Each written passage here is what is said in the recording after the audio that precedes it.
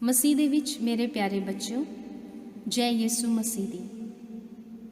मैं विश्वास करदी हाँ कि साडे जिउंदे प्रभु यीशु मसीह दी किरपा अते बरकतां दे नाल इस करोना महामारी दे दौरान तुसीं अते तुहाडे परिवार सब सुरक्षित हो।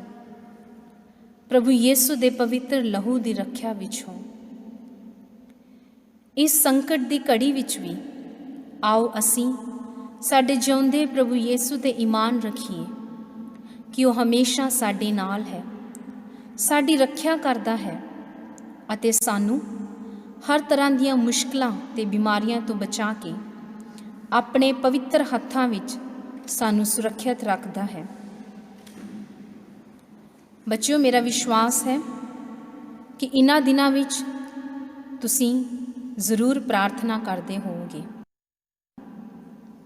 आओ असीं थोड़ा समा बिताइए अपनी मसीही तालीम दी किताब दी क्लास दे विच अपने कैथलिक ईमान दी बुनियाद नूं होर मजबूत करन लई।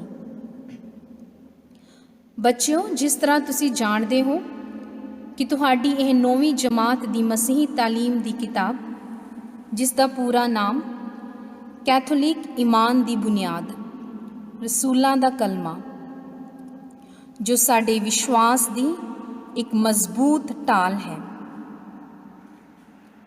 आओ अज असीं उस दे बारे कुछ पढ़ांगे। तुहाडी यह किताब जिस विच 14 अध्याय हन अते यह 14 अध्याय रसूलां दा कलमा उस दे 14 हिस्सियां विच वंडे हुए हन। पहला अध्याय जिसका नाम है ईमान खुदा दी उत्तम देन। यह पहला अध्याय 7 भागां विच वंडिया होया है।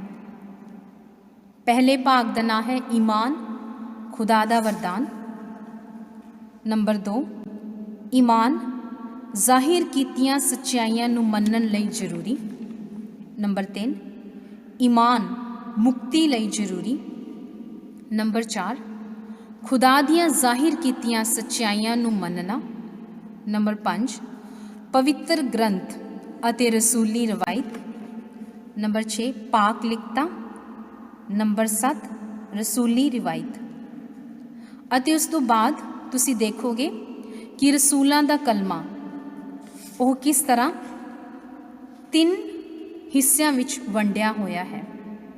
यानी कि पहला हिस्सा खुदा अते दुनिया जां सृष्टि बारे दसदा है। दूजा हिस्सा जो खुदा बेटा अते साडी नजात जां मुक्ति दे बारे दसदा है। अते तीसरा रूह पाक अते साडी पवित्रता दा जिक्र करदा है। बच्चों, आओ असीं चानना पाइए ईमान खुदा दा वरदान।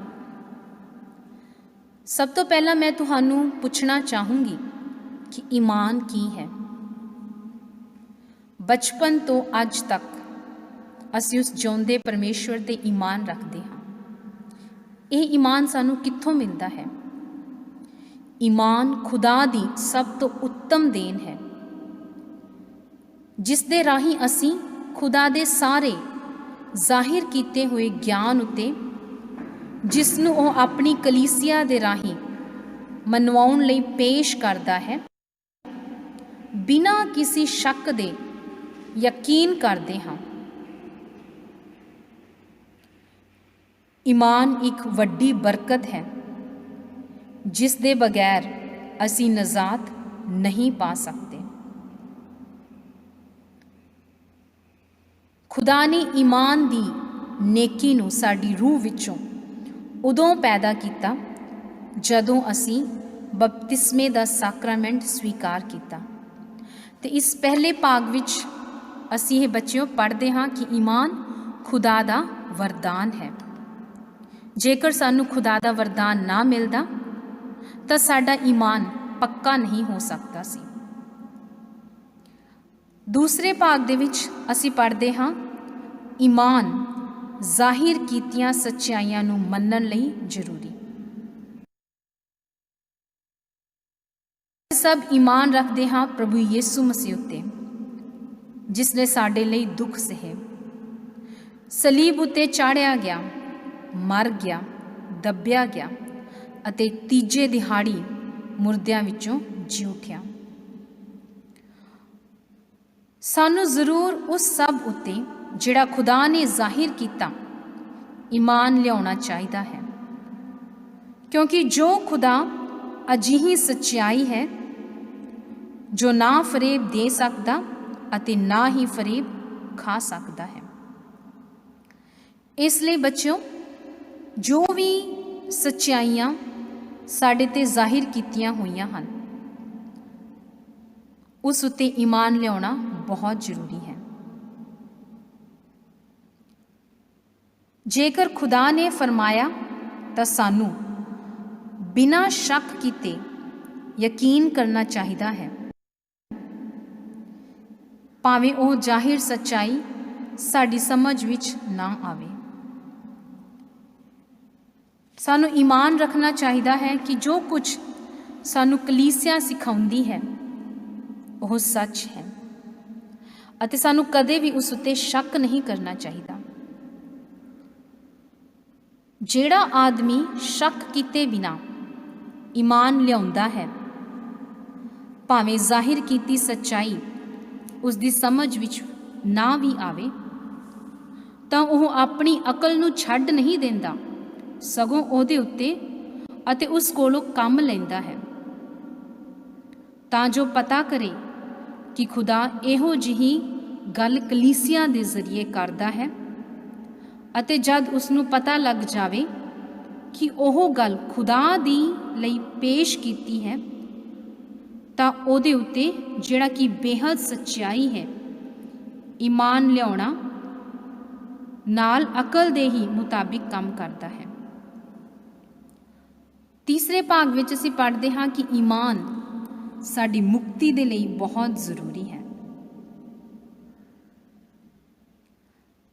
ਖੁਦਾਵੰਦ ਨੇ ਆਖਿਆ ਹੈ, ਜੋ ਈਮਾਨ ਲਿਆਉਂਦਾ ਅਤੇ ਬਪਤਿਸਮਾ ਪਾਉਂਦਾ ਹੈ ਉਹ ਮੁਕਤੀ ਪਾਵੇਗਾ, ਪਰ ਜੋ ਈਮਾਨ ਨਹੀਂ ਲਿਆਉਂਦਾ ਉਹ ਦੋਸ਼ੀ ਠਹਿਰਾਇਆ ਜਾਵੇਗਾ। ਸੰਤ ਮਰਕੁਸ ਦੀ ਅੰਜੀਲ ਉਸ ਦਾ 16 ਬਾਬ 16 ਐਤ ਵਿੱਚ ਅਸੀਂ ਪੜ੍ਹਦੇ ਹਾਂ। ਈਮਾਨ ਮੁਕਤੀ ਲਈ ਜ਼ਰੂਰੀ। ਹਾਂ, ਈਮਾਨ ਨਜ਼ਾਤ ਲਈ ਜ਼ਰੂਰੀ ਹੈ, ਕਿਉਂ ਜੋ ਸਾਡੇ ਖੁਦਾਵੰਦ ਨੇ ਆਖਿਆ ਹੈ, ਜੋ ਈਮਾਨ ਲਿਆਉਂਦਾ ਅਤੇ ਬਪਤਿਸਮਾ ਪਾਉਂਦਾ ਹੈ ਉਹ ਮੁਕਤੀ ਪਾਵੇਗਾ, ਪਰ ਜੋ ਈਮਾਨ ਨਹੀਂ ਲਿਆਉਂਦਾ ਉਹ ਦੋਸ਼ੀ ਠਹਿਰਾਇਆ ਜਾਵੇਗਾ। ਪਿਆਰੇ ਬੱਚਿਓ, ਇਸ ਲਈ ਅਸੀਂ ਇਹ ਵੇਖਦੇ ਹਾਂ ਕਿ ਅਸੀਂ ਈਮਾਨ ਦੇ ਰਾਹੀਂ ਪਾਪ ਮੁਕਤ ਹੋ ਜਾਂਦੇ ਹਾਂ। ਸਾਡੇ ਪ੍ਰਭੂ ਯਿਸੂ ਮਸੀਹ ਦੇ ਰਾਹੀਂ ਖੁਦਾ ਦੇ ਨਾਲ ਸਾਡਾ ਮੇਲ ਹੋਇਆ ਹੈ, ਤਾਂ ਖੁਦਾ ਦੇ ਨਾਲ ਆਪਣੇ ਖੁਦਾਵੰਦ ਯਿਸੂ ਮਸੀਹ ਦੇ ਵਸੀਲੇ ਮਿਲਾਪ ਰੱਖੀਏ।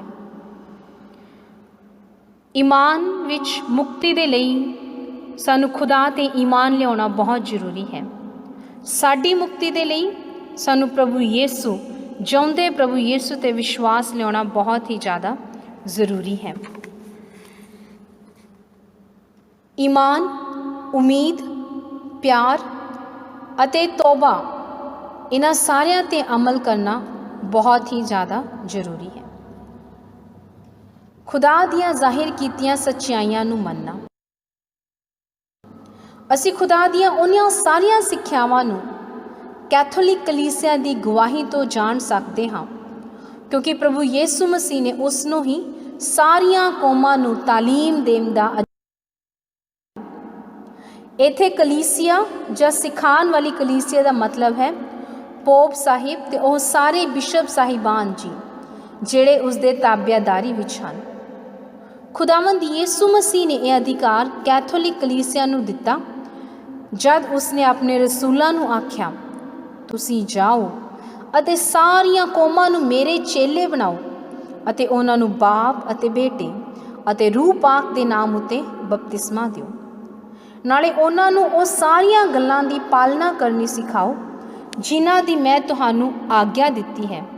ਵੇਖੋ, ਮੈਂ ਹਮੇਸ਼ਾ ਤੁਹਾਡੇ ਨਾਲ ਹਾਂ ਯੁਗਾਂ ਦੇ ਅੰਤ ਤੱਕ ਸੰਤ ਮਤੀ ਦੀ ਅੰਜੀਲ ਉਹਦਾ 28 ਬਾਬ 19 ਤੋਂ 20 ਐਤ ਤੱਕ। ਅੱਗੋਂ ਅਸੀਂ ਪੜ੍ਹਦੇ ਹਾਂ ਕਿ ਕਿਵੇਂ ਈਮਾਨ ਪਵਿੱਤਰ ਗ੍ਰੰਥ ਅਤੇ ਰਸੂਲੀ ਰਿਵਾਇਤ ਵਿੱਚ ਸਾਨੂੰ ਕੀ ਦੱਸਦਾ ਹੈ। ਖੁਦਾ ਦਾ ਸਾਰਾ ਪ੍ਰਗਟ ਕੀਤਾ ਹੋਇਆ ਗਿਆਨ ਜਿਹੜਾ ਪਵਿੱਤਰ ਗ੍ਰੰਥ ਅਤੇ ਰਸੂਲੀ ਰਿਵਾਇਤ ਵਿੱਚ ਸੁਰੱਖਿਅਤ ਹੈ, ਈਮਾਨ ਦੀ ਅਮਾਨਤ ਅਖਵਾਉਂਦਾ ਹੈ। ਖੁਦਾ ਹਰ ਪੀੜ੍ਹੀ ਲਈ ਈਮਾਨ ਦੀਆਂ ਸੱਚਾਈਆਂ ਨੂੰ ਨਵੇਂ ਸਿਰੇ ਤੋਂ ਜ਼ਾਹਿਰ ਨਹੀਂ ਕਰਦਾ। ਇਸ ਲਈ ਸਾਨੂੰ ਹਮੇਸ਼ਾ ਪ੍ਰਭੂ ਯੀਸੂ ਤੇ ਈਮਾਨ ਰੱਖਣ ਦੀ ਜ਼ਰੂਰਤ ਹੈ। ਸਾਨੂੰ ਇਹ ਵਿਸ਼ਵਾਸ, ਇਹ ਈਮਾਨ ਰੱਖਣਾ ਹੈ ਕਿ ਪ੍ਰਭੂ ਯੀਸੂ ਮਸੀਹ ਸਾਡੇ ਲਈ ਮਰ ਗਏ, ਸਾਡੇ ਲਈ ਜੀ ਉੱਠੇ ਅਤੇ ਉਹਨਾਂ ਨੇ ਸਾਨੂੰ ਇੱਕ ਨਵਾਂ ਜੀਵਨ ਬਖਸ਼ਿਆ ਹੈ। ਪਵਿੱਤਰ ਗ੍ਰੰਥ ਸਾਨੂੰ ਇਹ ਦੱਸਦਾ ਹੈ ਕਿ ਪ੍ਰਭੂ ਯੀਸੂ ਨੇ ਸਾਨੂੰ ਬਚਾਉਣ ਦੇ ਲਈ ਆਪਣੀ ਜਾਨ ਦੀ ਕੁਰਬਾਨੀ ਦਿੱਤੀ। ਇਸ ਲਈ ਹਰ ਸਮੇਂ, ਹਰ ਘੜੀ, ਹਰ ਦੁੱਖ ਸੰਕਟ ਵਿੱਚ ਸਾਨੂੰ ਪ੍ਰਭੂ ਯੀਸੂ ਤੇ ਈਮਾਨ ਰੱਖਣਾ ਜ਼ਰੂਰੀ ਹੈ। ਅਗਲੇ ਭਾਗ ਵਿੱਚ ਅਸੀਂ ਪੜ੍ਹਦੇ ਹਾਂ ਕਿ ਕਿਸ ਤਰ੍ਹਾਂ ਪਾਕ ਲਿਖਤਾਂ ਸਾਨੂੰ ਦੱਸਦੀਆਂ ਹਨ ਕਿ ਕਿਸ ਤਰ੍ਹਾਂ ਸਾਨੂੰ ਪ੍ਰਭੂ ਯੀਸੂ ਤੇ ਈਮਾਨ ਰੱਖਣਾ ਜ਼ਰੂਰੀ ਹੈ।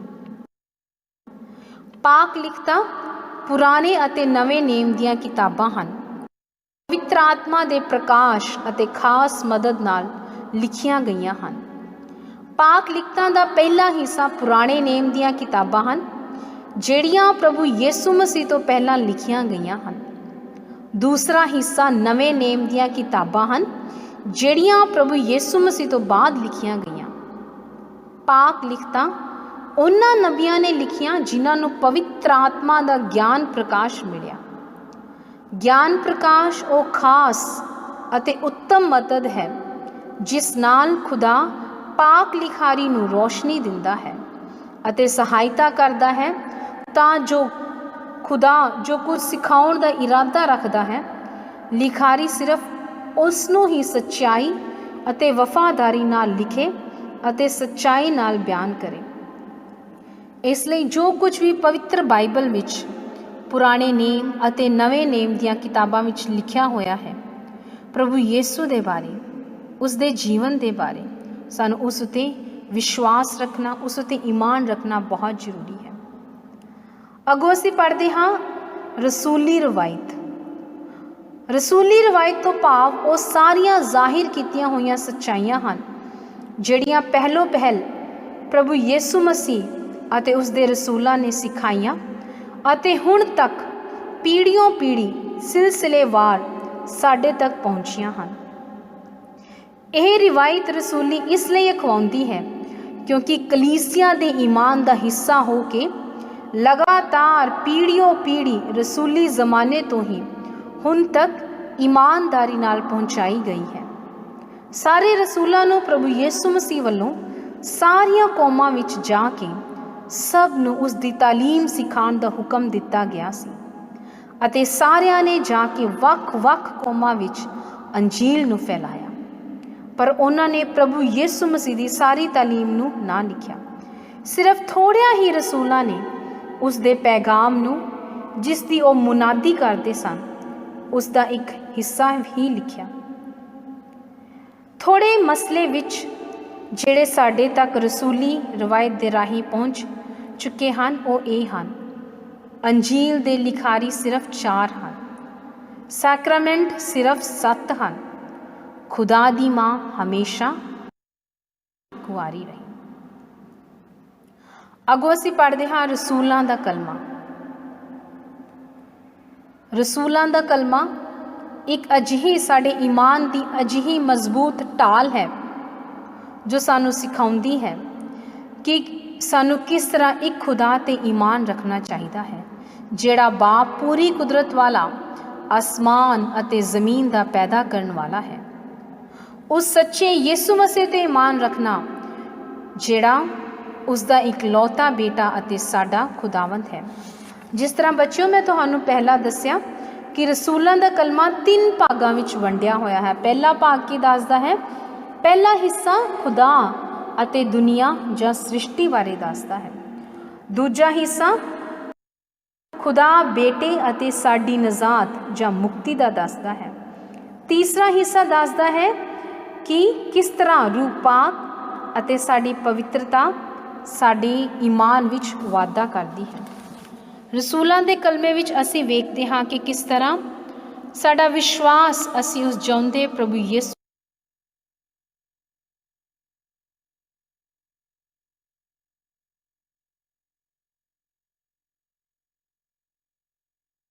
ਰਸੂਲਾਂ ਦੇ ਕਲਮੇ ਵਿੱਚ ਅਸੀਂ ਵੇਖਦੇ ਹਾਂ ਕਿ ਕਿਸ ਤਰ੍ਹਾਂ ਸਾਡਾ ਵਿਸ਼ਵਾਸ ਅਸੀਂ ਉਸ ਜਿਉਂਦੇ ਪ੍ਰਭੂ ਯਿਸੂ 'ਤੇ ਜ਼ਾਹਿਰ ਕਰਦੇ ਹਾਂ ਜੋ ਕੁਵਾਰੀ ਮਰੀਅਮ ਤੋਂ ਸਾਡੇ ਲਈ ਜਨਮਿਆ। ਉਸਨੇ ਪੈਂਤੂਸ ਪਿਲਾਤੁਸ ਦੇ ਐਦ ਵਿੱਚ ਸਾਡੇ ਲਈ ਦੁੱਖ ਉਠਾਇਆ, ਸਲੀਬ ਉੱਤੇ ਚਾੜਿਆ ਗਿਆ, ਮਰ ਗਿਆ ਅਤੇ ਦਫਨਾਇਆ ਗਿਆ, ਬਰਜਕ ਵਿੱਚ ਉਤਰਿਆ ਅਤੇ ਤੀਜੇ ਦਿਹਾੜੀ ਮੁਰਦਿਆਂ ਵਿੱਚੋਂ ਜੀ ਉੱਠਿਆ, ਆਸਮਾਨ ਉੱਤੇ ਚੜ੍ਹ ਗਿਆ ਅਤੇ ਖੁਦਾ ਬਾਪ ਪੂਰੀ ਕੁਦਰਤ ਵਾਲੇ ਦੇ ਸੱਜੇ ਹੱਥ ਜਾ ਬੈਠਾ, ਜਿੱਥੋਂ ਜਿਉਂਦਿਆਂ ਅਤੇ ਮੁਰਦਿਆਂ ਦਾ ਇਨਸਾਫ ਕਰਨ ਲਈ ਫਿਰ ਆਵੇਗਾ। ਫਿਰ ਅਸੀਂ ਈਮਾਨ ਰੱਖਦੇ ਹਾਂ ਉਸ ਰੂਹ ਪਾਕ ਉੱਤੇ ਜਿਹੜਾ ਇੱਕ ਪਾਕ ਕੈਥੋਲਿਕ ਕਲੀਸਿਆ, ਪਾਕ ਲੋਕਾਂ ਦੀ ਸ਼ਰਾਕਤ, ਗੁਨਾਹਾਂ ਦੀ ਮਾਫੀ, ਜਿਸਮ ਦਾ ਜੀ ਉੱਠਣਾ ਅਤੇ ਹਮੇਸ਼ਾ ਦੀ ਜ਼ਿੰਦਗੀ ਉੱਤੇ ਅਸੀਂ ਈਮਾਨ ਰੱਖਦੇ ਹਾਂ ਜੋ ਸਿਰਫ ਸਾਨੂੰ ਪ੍ਰਭੂ ਯਿਸੂ ਮਸੀਹ ਦੇ ਦੁਆਰਾ ਹੀ ਮਿਲਦੀ ਹੈ। ਬੱਚਿਓ, ਮੇਰਾ ਵਿਸ਼ਵਾਸ ਹੈ ਕਿ ਤੁਹਾਨੂੰ ਇਸ ਪਹਿਲੇ ਅਧਿਆਏ ਵਿੱਚ ਸਭ ਸਮਝ ਆਇਆ ਹੈ ਕਿ ਕਿਸ ਤਰ੍ਹਾਂ ਈਮਾਨ ਖੁਦਾ ਦੀ ਇੱਕ ਉੱਤਮ ਦੇਣ ਹੈ। ਆਓ ਅਸੀਂ ਸਵਾਲ ਜਵਾਬ ਕਰੀਏ। ਸਵਾਲ ਨੰਬਰ 1, ਈਮਾਨ ਖੁਦਾ ਦਾ ਵਰਦਾਨ ਹੈ, ਇਸ ਤੋਂ ਕੀ ਭਾਵ ਹੈ? ਇਸ ਦਾ ਉੱਤਰ ਤੁਹਾਨੂੰ ਮਿਲੇਗਾ ਪੇਜ ਨੰਬਰ 9। ਈਮਾਨ ਖੁਦਾ ਦੀ ਸਭ ਤੋਂ ਉੱਤਮ ਦੇਣ ਹੈ।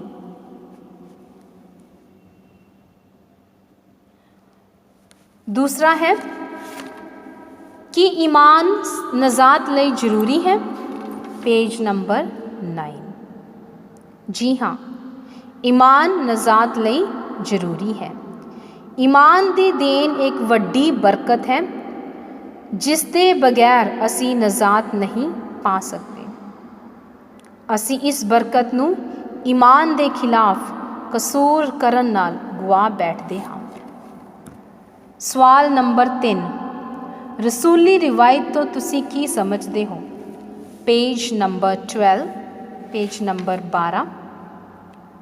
ਰਸੂਲੀ ਰਿਵਾਇਤ ਤੋਂ ਭਾਵ ਉਹ ਸਾਰੀਆਂ ਜ਼ਾਹਿਰ ਕੀਤੀਆਂ ਸੱਚਾਈਆਂ ਹਨ ਜਿਹੜੀਆਂ ਪਹਿਲੋਂ ਪਹਿਲ ਪ੍ਰਭੂ ਯਿਸੂ ਮਸੀਹ ਅਤੇ ਉਸਦੇ ਰਸੂਲਾਂ ਨੇ ਸਿਖਾਈਆਂ ਅਤੇ ਹੁਣ ਤੱਕ ਪੀੜ੍ਹੀਓਂ ਪੀੜ੍ਹੀ ਸਿਲਸਿਲੇਵਾਰ ਸਾਡੇ ਤੱਕ ਪਹੁੰਚੀਆਂ ਹਨ। ਇਹ ਰਸੂਲੀ ਰਿਵਾਇਤ ਇਸ ਲਈ ਅਖਾਉਂਦੀ ਹੈ ਕਿਉਂਕਿ ਕਲੀਸਿਆ ਦੇ ਈਮਾਨ ਦਾ ਹਿੱਸਾ ਹੋ ਕੇ ਲਗਾਤਾਰ ਪੀੜ੍ਹੀਓਂ ਪੀੜ੍ਹੀ ਰਸੂਲੀ ਜ਼ਮਾਨੇ ਤੋਂ ਹੀ ਹੁਣ ਤੱਕ ਈਮਾਨਦਾਰੀ ਨਾਲ ਪਹੁੰਚਾਈ ਗਈ ਹੈ। ਸਿਰਫ ਥੋੜ੍ਹਿਆਂ ਹੀ ਰਸੂਲਾਂ ਨੇ ਉਸ ਦੇ ਪੈਗਾਮ ਨੂੰ ਜਿਸ ਦੀ ਉਹ ਮੁਨਾਦੀ ਕਰਦੇ ਸਨ ਉਸ ਦਾ ਇੱਕ ਹਿੱਸਾ ਹੀ ਲਿਖਿਆ। ਥੋੜ੍ਹੇ ਮਸਲੇ ਜਿਹੜੇ ਸਾਡੇ ਤੱਕ ਰਸੂਲੀ ਰਿਵਾਇਤ ਦੇ ਰਾਹੀਂ ਪਹੁੰਚ ਚੁੱਕੇ ਹਨ ਉਹ ਇਹ ਹਨ। ਅੰਜੀਲ ਦੇ ਲਿਖਾਰੀ ਸਿਰਫ 4 ਹਨ। ਕਿੰਨੇ ਹਨ? ਸਿਰਫ 4 ਹਨ। ਸਾਕਰਾਮੈਂਟ ਸਿਰਫ 7 ਹਨ। ਖੁਦਾ ਦੀ ਮਾਂ ਹਮੇਸ਼ਾ ਕੀ ਹੈ? ਕੁਆਰੀ ਰਹੀ। ਅੱਗੋਂ ਅਸੀਂ ਦੇਖਦੇ ਹਾਂ ਸਵਾਲ ਨੰਬਰ 4, ਪਾਕ ਲਿਖਤਾਂ ਕੀ ਹਨ? Page number 12।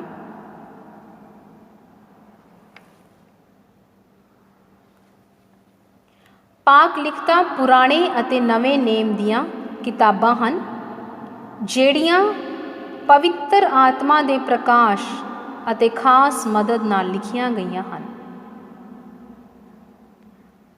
ਪਾਕ ਲਿਖਤਾਂ ਦਾ ਪਹਿਲਾ ਹਿੱਸਾ ਪੁਰਾਣੇ ਨੇਮ ਦੀਆਂ ਕਿਤਾਬਾਂ ਹਨ ਜਿਹੜੀਆਂ ਪ੍ਰਭੂ ਯਿਸੂ ਮਸੀਹ ਤੋਂ ਪਹਿਲਾਂ ਲਿਖੀਆਂ ਗਈਆਂ ਹਨ। ਦੂਸਰਾ ਹਿੱਸਾ ਨਵੇਂ ਨੇਮ ਦੀਆਂ ਕਿਤਾਬਾਂ ਹਨ ਜਿਹੜੀਆਂ ਪ੍ਰਭੂ ਯਿਸੂ ਮਸੀਹ ਤੋਂ ਬਾਅਦ ਲਿਖੀਆਂ ਗਈਆਂ। ਪਾਕ ਲਿਖਤਾਂ ਉਹਨਾਂ ਨਬੀਆਂ ਨੇ ਲਿਖੀਆਂ ਜਿਨ੍ਹਾਂ ਨੂੰ ਪਵਿੱਤਰ ਆਤਮਾ ਦਾ ਗਿਆਨ ਪ੍ਰਕਾਸ਼ ਮਿਲਿਆ ਹੈ। ਇਸ ਕਰਕੇ ਪਾਕ ਲਿਖਤਾਂ ਖੁਦਾ ਦਾ ਕਲਾਮ ਅਖਾਉਂਦੀਆਂ ਹਨ।